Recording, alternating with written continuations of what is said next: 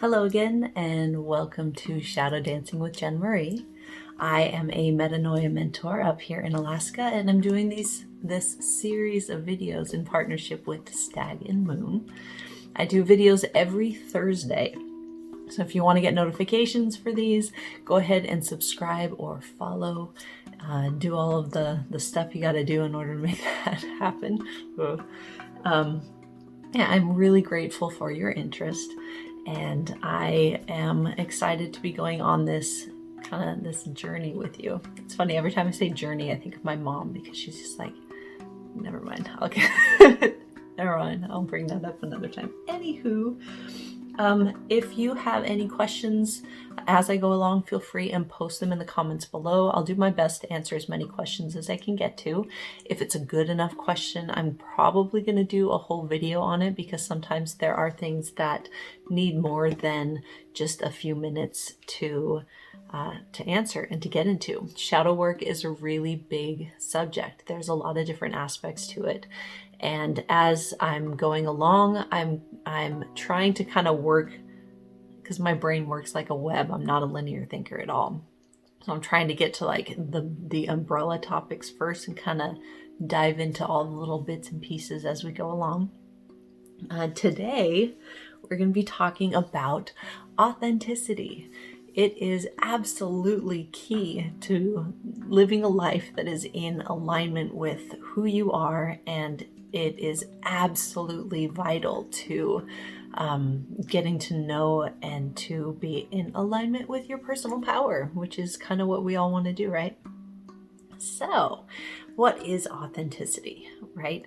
So we live, again, I'm going to come back to this a lot because it really does have a really big influence on how we interact with our world, is our culture, right? Back to the video last week I did on social conditioning. So once you're aware of social conditioning and you're aware of that there are parts of you that you don't see and parts of you that you haven't kind of not paid attention to, well, yeah, you haven't paid attention to parts of you that you've kind of rejected and pushed away. So authenticity is the practice of finding those bits of you that have been pushed away and kind of getting to know them and stepping into that a little bit more. So there are so many different practices in doing this. There really are. If I went back to the example that was given in the video last week about the girl that was naturally bubbly and feminine, but was born into a family that valued grit and like hardness and determination.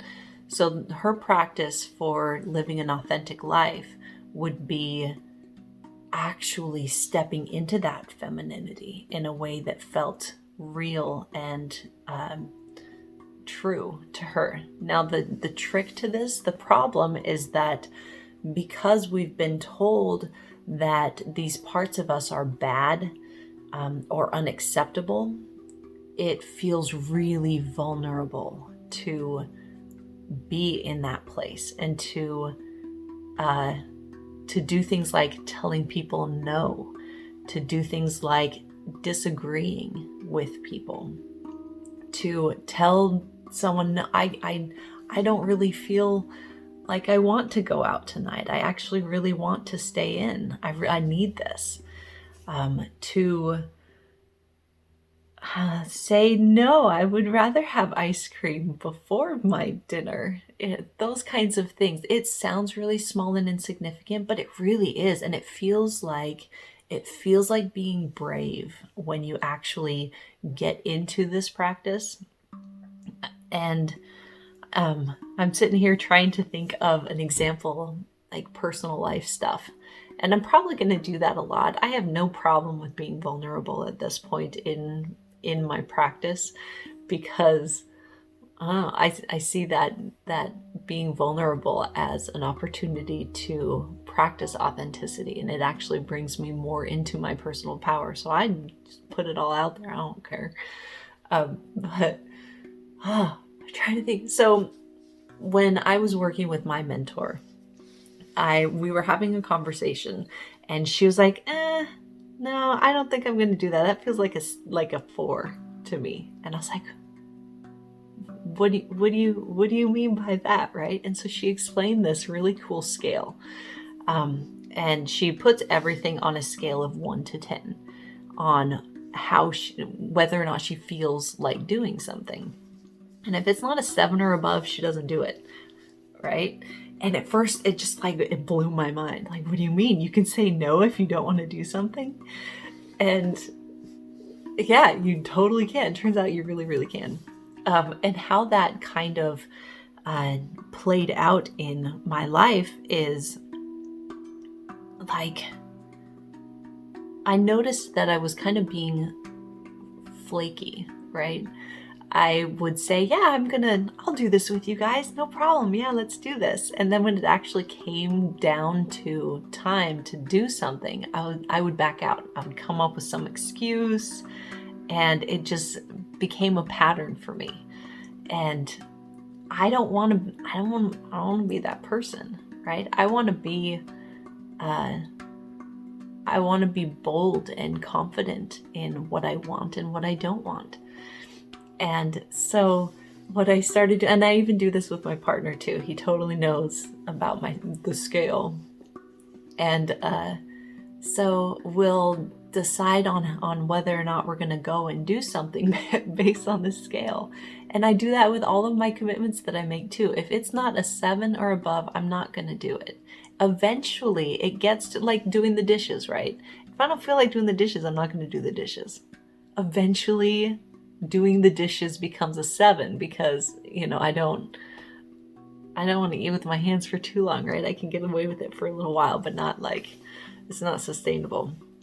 Well, I guess it is if I really wanted to, but eventually things do get higher up in the numbers scale. So it's not like you're going to sit around and not do anything. But what this practice does is it makes it to where when you say yes, then you really truly want to do something. You're being authentic. You're not being manipulative by telling people that you want to do something when you really don't.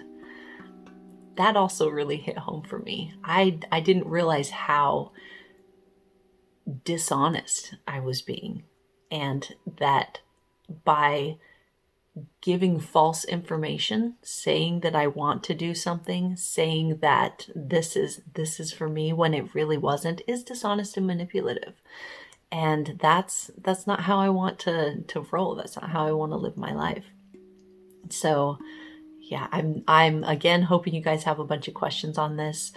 Authenticity is vital. It really is, to getting to know who you are and to be confident in that. Also, another thing, when you are not authentic, people can tell. You can tell when someone isn't being authentic with you. So what makes you think that they can't tell when you're not being authentic with them? And I mean, granted, a lot of times we're so caught up in this that we don't even realize that we are not being authentic. So don't be too hard on yourselves. This is a new thing. It's not something that we've really been taught to do, but I am going to give you a free pass to do what you want to do. Do what you want. Don't do what you don't want to do. It really is kind of that simple. So again, ask questions. There's a whole bunch of space down there. I'm going to get at it. Thank you again for taking the time to sit through this video and kind of being brave and taking on something new and different. If you are interested in private sessions, we do offer private sessions. Go ahead and message us and we'll let you know what the rates are, and we will let you know how all of that works. And subscribe, follow these videos, and again, thank you. Have a great week, and we'll see you next week. Bye.